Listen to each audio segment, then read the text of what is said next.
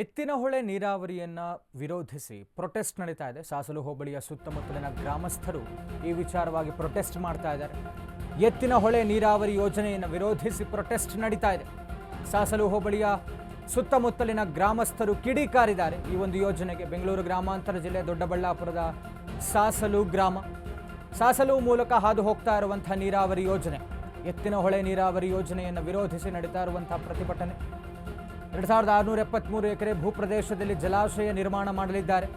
ಲಕ್ಕೇನಹಳ್ಳಿ ಸಮೀಪ ನಿರ್ಮಾಣ ಆಗ್ತಾ ಇರುವಂತಹ ಡ್ಯಾಮ್, ಜಲಾಶಯದಿಂದ ಅಡಿಕೆ ಬೆಳೆ ಮತ್ತು ಕೃಷಿ ಭೂಮಿ ಮುಳುಗಡೆ ಆಗುತ್ತೆ ಎನ್ನುವಂಥ ಒಂದು ವಿಚಾರ. ಡ್ಯಾಮ್ ನಿರ್ಮಾಣದಿಂದ 7 ಗ್ರಾಮಗಳಿಗೆ ಮುಳುಗಡೆಯ ಟೆನ್ಷನ್ ಎದುರಾಗಿದೆ. ಜಲಾಶಯ ಸ್ಥಳಾಂತರ ಮಾಡುವಂತೆ ಗ್ರಾಮಸ್ಥರಿಂದ ಒತ್ತಾಯ ಮಾಡಲಾಗ್ತದೆ. ಪ್ರಾಣ ಬಿಡುತ್ತೇವೆ ಆದರೆ ಡ್ಯಾಮ್ಗೆ ಸ್ಥಳ ಬಿಡಲ್ಲ ಅಂತ ಹೇಳ್ತಾ ಇದ್ದಾರೆ ಅಲ್ಲಿನ ಜನ.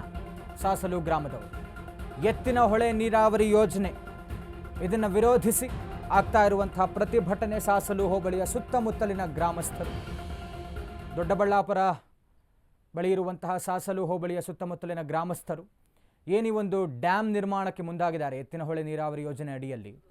ಅದು ಅವೈಜ್ಞಾನಿಕ ಅಂತ, ಅಂದರೆ ಒಂದು ಕೃಷಿ ಭೂಮಿ ಮುಳುಗಡೆ ಆಗಬಹುದು, ಬೇಕಾದಷ್ಟು ಗ್ರಾಮಗಳು ಮುಳುಗಡೆ ಆಗಬಹುದು ಅನ್ನುವಂಥ ನಿಟ್ಟಿನಲ್ಲಿ ನಮಗೆ ಆ ಡ್ಯಾಮ್ ಬೇಡ, ಡ್ಯಾಮನ್ನು ಸ್ಥಳಾಂತರ ಮಾಡಿ ಏನಿ ಒಂದು 2673 ಎಕರೆ ಜಾಗದಲ್ಲಿ ಮಾಡ್ತಾ ಇರುವಂತಹ ಡ್ಯಾಮ್, ಪ್ರಾಣ ಬಿಡ್ತೇವೆ ಆದರೆ ಡ್ಯಾಮಗೆ ಜಾಗ ಬಿಡಲ್ಲ ಅಂತಿದ್ದಾರೆ ಜನ.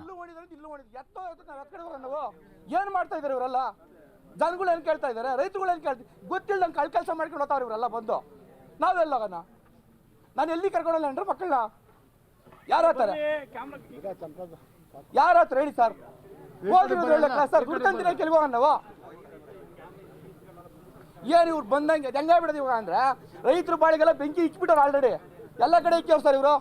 ಬಿಸಿನೀರು ಕಾಸ್ಕೊಬಿಟ್ಟವ್ರೆ, ತಣ್ಣಗಾಗಿ ಅವರು ಸುಮ್ಮನೆ ಉಯ್ಕೋಣ ಅಂತ ನಿಂತವ್ರು ಇವರು. ರಾಜಕೀಯ ಮಾಡಾರಲ್ಲ. ಈ ರಾಜಕೀಯ ಮಾಡೋ ಕುಟುಂಬದವ್ರು ಹೆಂಗಾಗಿ ಬಿಟ್ಟವ್ರೆ. ಇನ್ನೊಂದು ಹೇಳ್ತೀನಿ, ಇನ್ನೊಂದು ಎಕ್ಸ್ಪೆಷಲ್ ಹೇಳ್ಬಿಡ್ತೀನಿ. ಈ ರಾಜಕೀಯ ಮಾಡೋ ಈಗ ಮಂತ್ರಿಗಳು ಯಾರು ನಮ್ಗೆ ಅವೆಲ್ಲ ಗೊತ್ತಾಗಲ್ಲ. ಇವರೆಲ್ಲ ಒಂದೇ ಕುಟುಂಬದವ್ರು ಇದ್ದಂಗೆ. ಅವ್ರು ಬಂದಾಗ ಇವ್ರು ಬೆಳೆಗಳು ಬೇಯಿಸ್ಕೊಂತಾರೆ, ಇವ್ರು ಬಂದಾಗ ಅವ್ರು ಬೆಳೆಗಳು ಬೇಯಿಸ್ಕೊಂತಾರೆ. ಬಡವರೆಲ್ಲ ಹೋಗ್ತಾರೆ ರೈತರು. ಎಲ್ಲಾಗ ನಾವು 5 ಹಳ್ಳಿಗಳು ಹೋಗ್ತವೆ. 2700 ಎಕರೆ ಜಮೀನು ಇಲ್ಲಿ ಹೋಗ್ತಾ ಇದೆ. ಎಲ್ಲ ಫಲವತ್ತದ ಜಮೀನು ಎಲ್ಲನ ನೋಡಿ, ಯಾವುದು ಬರಡ ಭೂಮಿ ಅನ್ನೋದೇ ಇಲ್ಲ. 150ರಿಂದ 150 ಅಡಿಗೆ ನೀರು ಸಿಗುತ್ತೆ. ನಮ್ದು ಯಾವುದೇ ಒಂದು ಬೋರ್ವೆಲ್ ತೊಗೊಂಡ್ರು 300 ಅಡಿ ಲಾಸ್ಟ್ ಕೊರ್ಸೋದು ನಾವು. ಇಲ್ಲಿ ಯಾವುದೂ ಇಲ್ಲ. ಈ ಥರ ಇಡೀ ಕರ್ನಾಟಕದಲ್ಲಿ ನೀವೆಲ್ಲಾದರೂ ನೋಡ್ಕೊಂಡು ಬಂದ್ಬಿಡಿ, 150 ಅಡಿಗೆ ನೀರು ಸಿಗ್ತಕ್ಕಂಥ ಗ್ರೌಂಡ್ ವಾಟರ್ ಸೋರ್ಸ್ ಇರ್ತಕ್ಕಂಥ ಭೂಮಿನೇ ಇಲ್ಲ. ಈ ಥರ ಗ್ರೌಂಡ್ ವಾಟರ್ ಸೋರ್ಸ್ ಇರ್ತಕ್ಕಂಥ ಜಮೀನು ನೀವು ಇವತ್ತು ಕಿತ್ಕೊಬೇಕು ಅಂತ ಇದ್ದೀರಾ? ಇದು ಯಾವ ನ್ಯಾಯ ಸ್ವಾಮಿ? ಅದರಿಂದ ದಯವಿಟ್ಟು ಕೇಳ್ಕೊತೀವಿ, ಇಲ್ಲಿ ಯಾವುದೇ ರೀತಿ ಡ್ಯಾಮ್ ಬೇಡ, ತಮ್ಮಲ್ಲಿ ಕಳಕಳಿ ಇದೇ ಪೈಪ್ಲೈನ್ ಮುಂದುವರ್ಸ್ಕೊಂಡೋಗಿ ಬೇರೆ ಕಡೆ ಚಿಕ್ಕ ಡ್ಯಾಮ್ ಮಾಡ್ಕೊಂಡು ನೀವು ಮುಂದುವರಿಸಿ ಅಂತ ಕೇಳ್ಕೊತಾ ಇದ್ದೀವಿ. ನಾನು ಒಬ್ಬಳೇ ಹೆಣ್ಣೆಂಗ್ಸು ಸರ್. ಬೋರ್ ಕೇಳ್ರಿ ಇವರೆಲ್ಲ ಬೋರ್ ಹಾಕ್ಸ್ಕೊಂಡು ಒಬ್ಬಳೇ ಹೆಂಗೆ ಸ್ಪಾಟ್ ಬೀಳ್ತೇವೆ. 4 ಗಂಟೆ ರಾತ್ರಿಗೆ ಹೋಗಿ ನೀರು ತಿರ್ಕೊಂಡು ಕಷ್ಟ ಕಡಿಯ ಹಾವಲ್ದ ಉಯ್ಯ ಮಳೆ ಅಲ್ದ ಈ ಹೆದರಿಕೆ ಭಯ ಏನೂ ಇಲ್ದಲೇ ಕೆಲಸ ಮಾಡ್ಕೊತೀನಿ ಸರ್. ದಯವಿಟ್ಟು ಹೇಳ್ತಾ ಇದ್ದೀನಿ, ಎತ್ತಿನೊಳೆ ಮಾಡೋಕ್ಕೆ ಅವಕಾಶ ಕೊಡಬೇಡಿ ಸರ್.